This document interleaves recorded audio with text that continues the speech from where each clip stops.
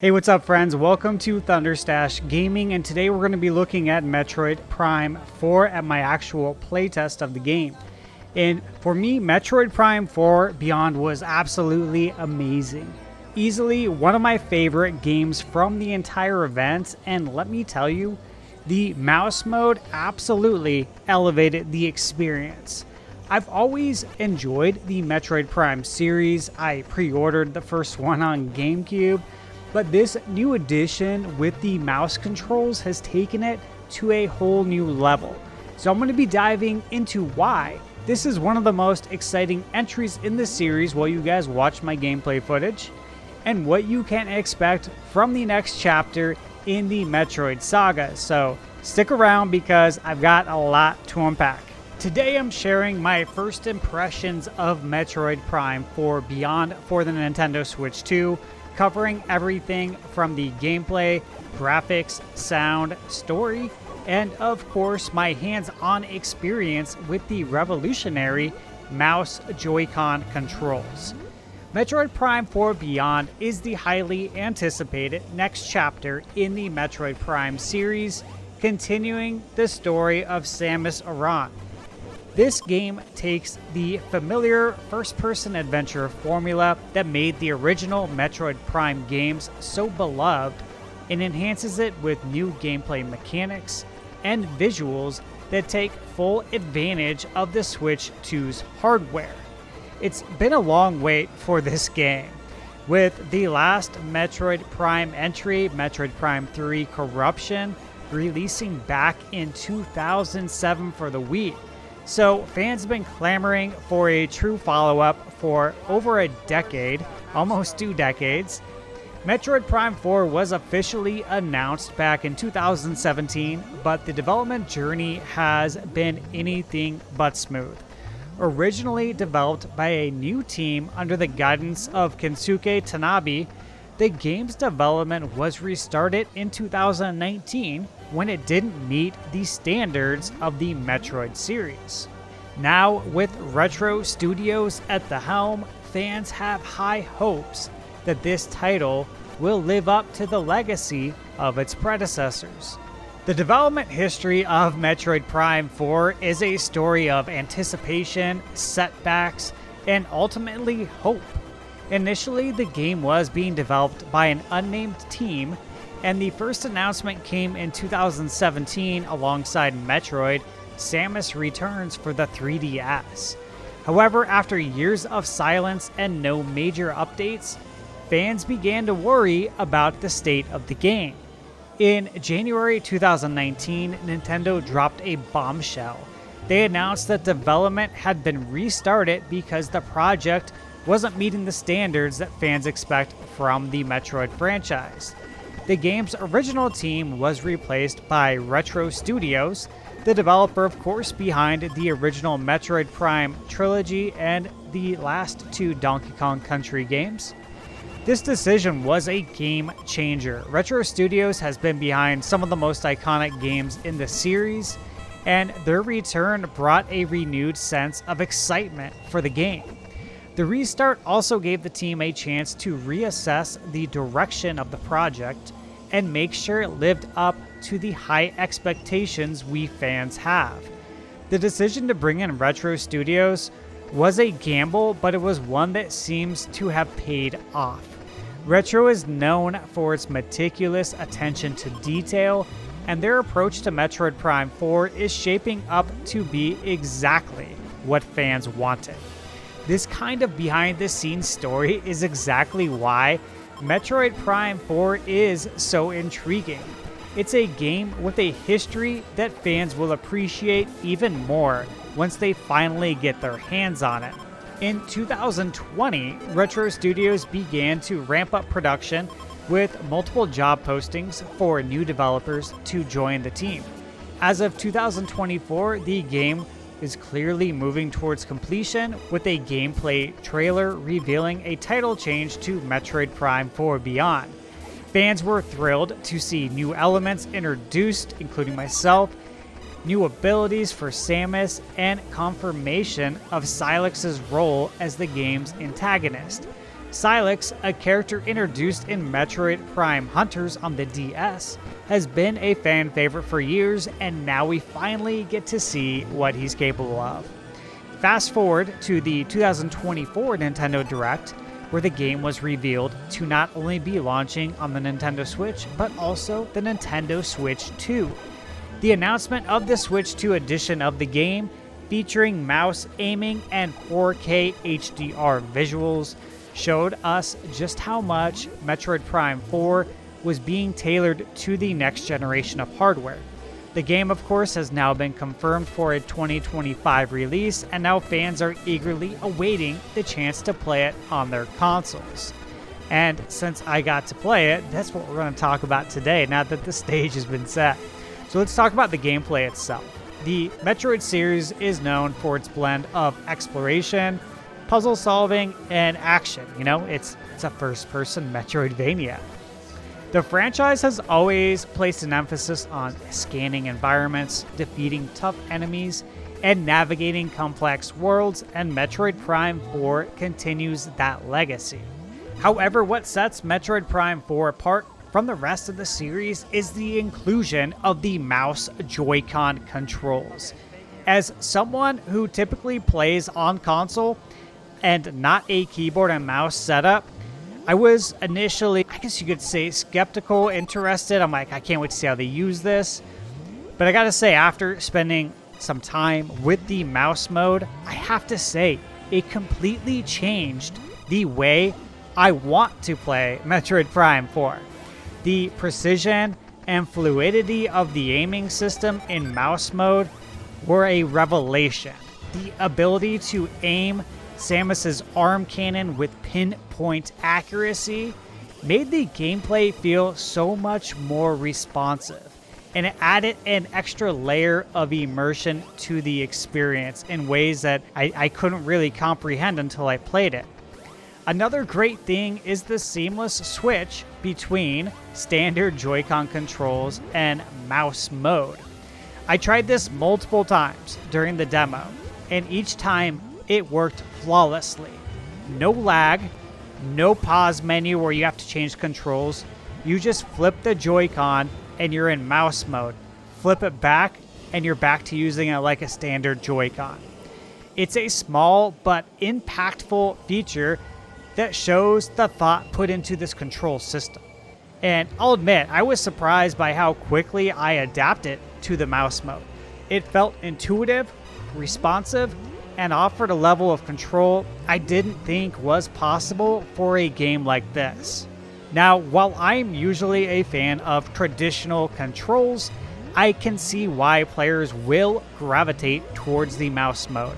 It feels natural, especially when aiming at enemies in fast-paced encounters. It definitely feels like an evolution of the Wii Remote. Now, on the visual side of things, Metroid Prime 4 is nothing short of stunning. The game's lighting effects are particularly impressive. When Samus's arm cannon is charging up, the glow and particle effects are rather breathtaking. You can tell that this game is designed with next-gen hardware in mind. The environments are meticulously detailed, from the dense jungle-like planets to the sterile high-tech facilities. Every area feels unique and alive, and the lighting really brings everything to life. It's the kind of game that makes you want to just stop and take it all in, which is really cool because we don't get a lot of games like that on Nintendo consoles because they're usually not graphical powerhouses, right?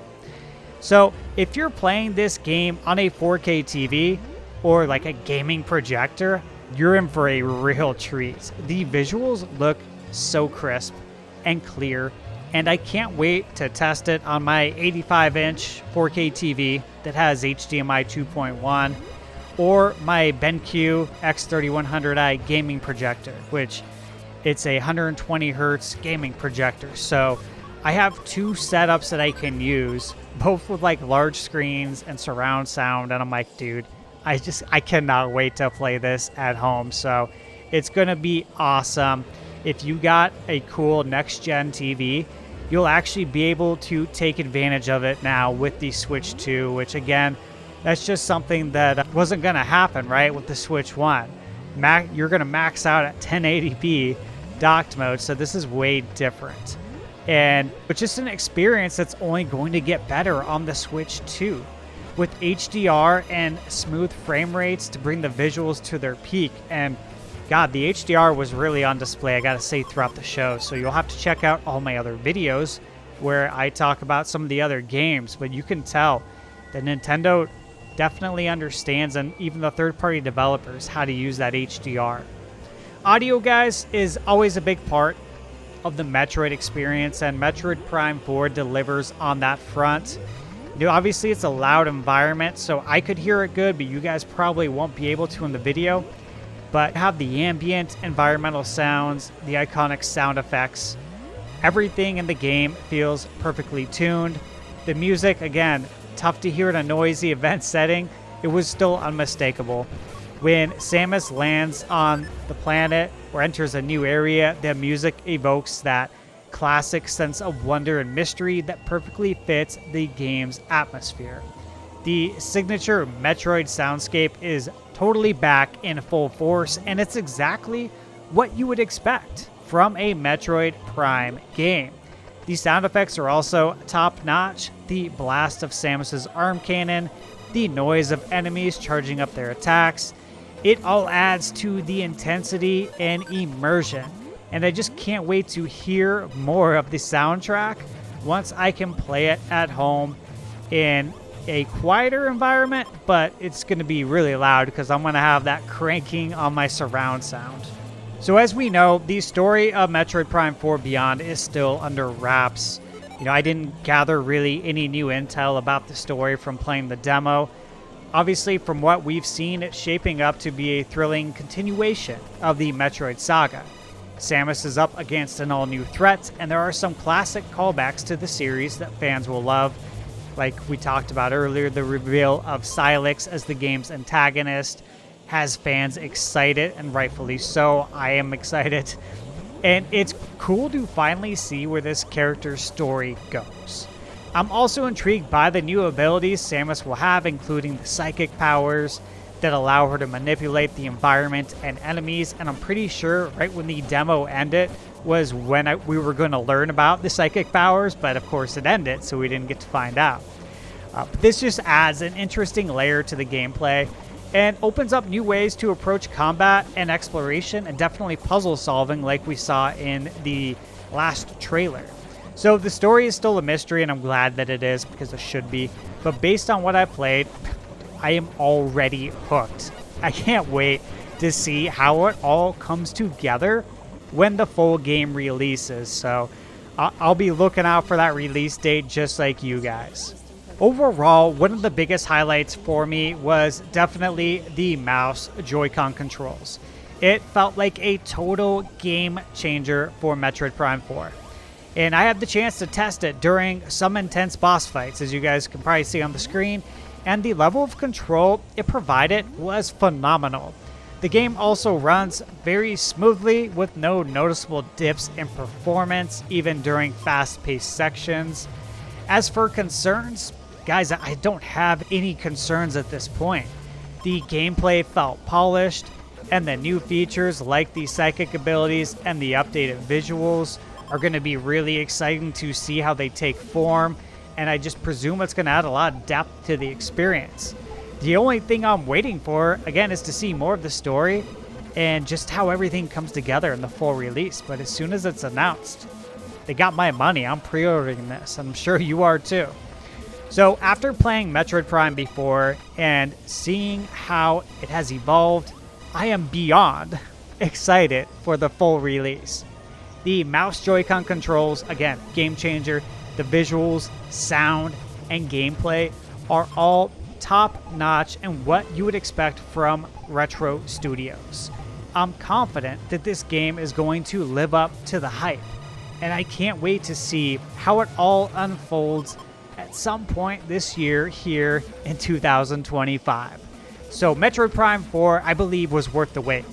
And again, with Retro Studios at the helm, it's shaping up to be one of the best Metroid games yet. So, what do you think of Metroid Prime so far based on what you saw in my gameplay?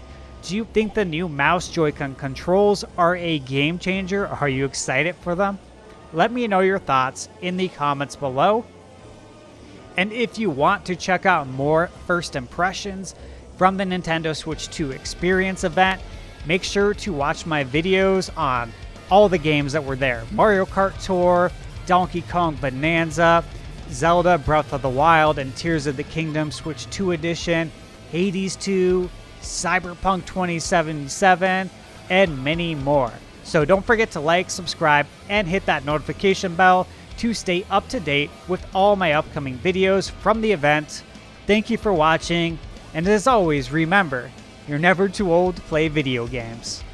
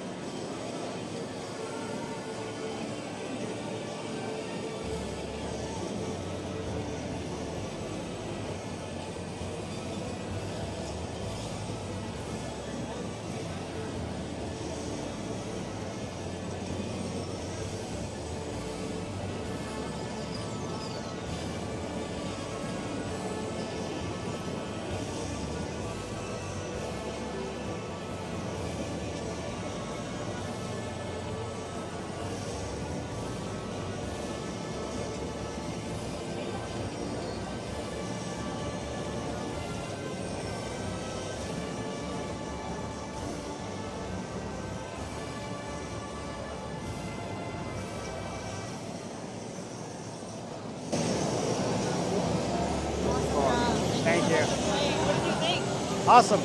Yeah, I'm definitely going to get it. How do you think about the mouse control? Yeah, I kept going back to it. Yep. Yeah, so I liked it a lot. All right. Yeah, thank you. Okay, let's try and go find maybe GameCube NSO, see if it's available. Let's go this way. Hey, wait.